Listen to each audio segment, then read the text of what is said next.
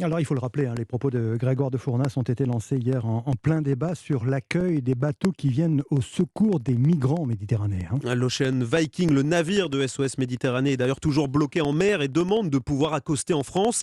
Mais le ministre de l'Intérieur, Gérald Darmanin, fait valoir le droit international sur la question. Il stipule que c'est au port le plus proche d'accueillir le navire. Dans ce cas donc, en Italie. Bonsoir Antonino Gallofaro. Bonsoir. Vous êtes notre correspondant à Rome. Comment est-ce que l'on réagit en Italie ?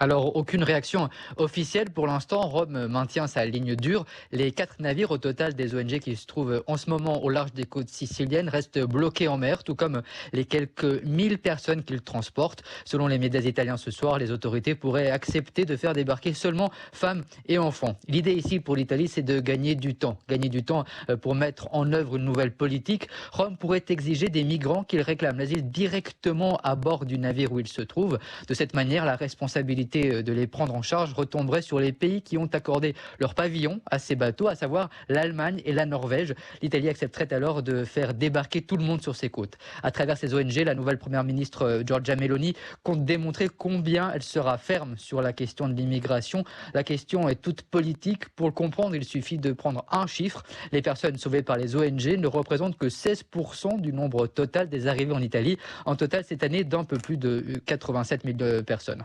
Notre correspondant à Rome, Antonino Gallofaro.